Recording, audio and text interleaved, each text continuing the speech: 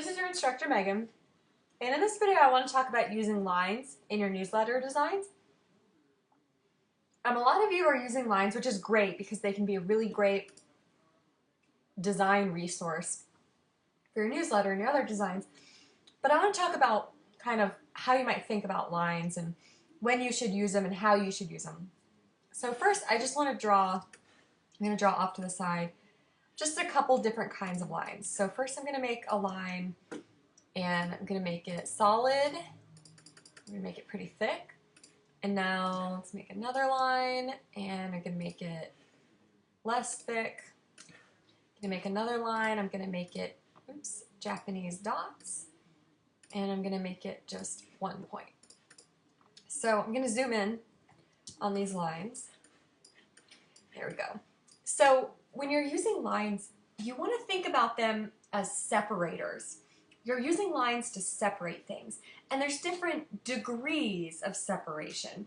So this thick line here is the highest degree of separation. When you need lots of separation, when you need a design, when you need a line that clearly breaks two things and says these two things are completely separate. I always say think about it like a fence. If you hate your neighbor, you might really appreciate having a brick or a cinder block fence or wall between your house, your yard, and their yard. That way you never have to see them, you never have to hear them, out of sight, out of mind. So when you want to take two things that are really not related to each other and show their separation, you want a thicker line like this one here. A thinner line with dots, that's not a complete line, it's just a series of dots, is kind of the lowest degree of line. So when you have to separate two things that are related, you just want a little bit of separation. You want to bring in something like your Japanese dot. This would be like if you really loved your neighbor and you guys were always out in the yard doing yard work together or talking to each other. You might want a fence like a chain link fence or something even less of a fence, like those decorative fences you see in the suburbs that are just 3 pieces of wood spanning 2 posts. They don't really keep anything in, they don't really keep anything out, they just look nice. That's kind of what you want when you have elements that are similar. You just need a little bit of separation. So your classmate Megan has very, very graciously sent me her InDesign document, and you'll see on the back page of her newsletter, she needs a little bit of separation. She has 3 different articles here, but it's not entirely clear what the different articles are. So this is where you can bring in lines. So these 2 articles are separate. So we need a higher degree separation. I'm going to put a 1 point line. And we need the same here. We don't have to do it. Typically designs will have either horizontal lines or vertical lines. I'm going to use both just to see how it looks.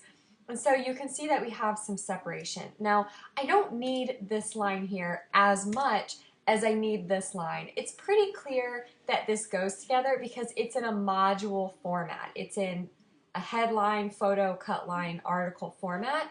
It's not really being confused with this up here. But if this line isn't here, this column gets kind of confused for being part of that column. So I'm going to put the line between. Now, using the lines, you can't just do what I did. Don't just stick it in there. What I see a lot is that designers will put the line between the column like this. So you have these 2 column guides and they'll stick the line in the middle. But look how cluttered that looks. It doesn't look very good. It looks like everything's kind of touching and bumping together.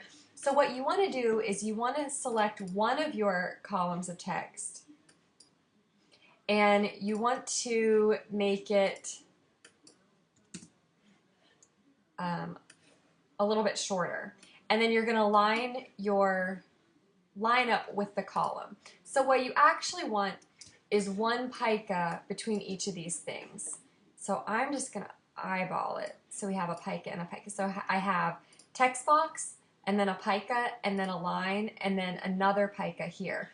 So do you see how that line's not in the center of the column anymore? There's actually white space, line, white space. That's what you want. That's going to keep this from looking cluttered.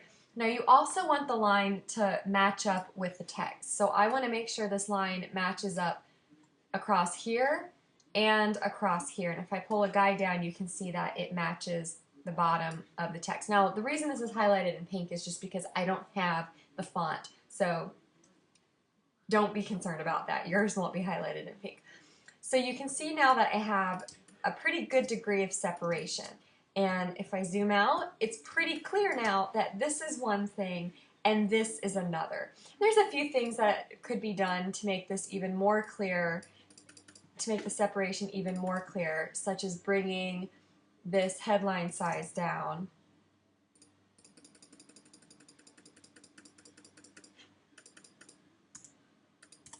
So that it goes across the top like this.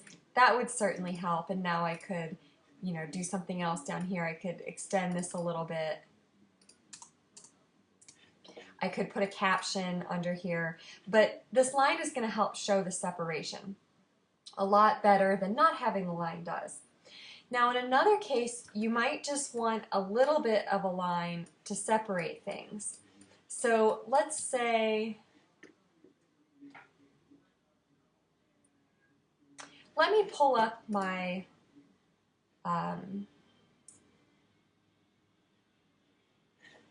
Children's Museum newsletter. See here on this page, I have content on the left, and on the right, I have a little fact box that just talks about this intern's favorite things.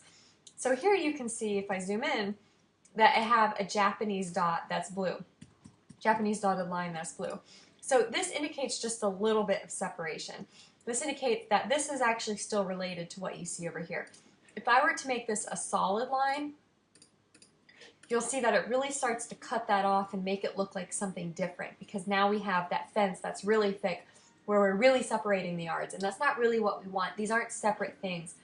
These are the same kind of thing. This is about Andrew. This is also about Andrew. So we want just a little bit of separation, so we're going to bring in those Japanese dots.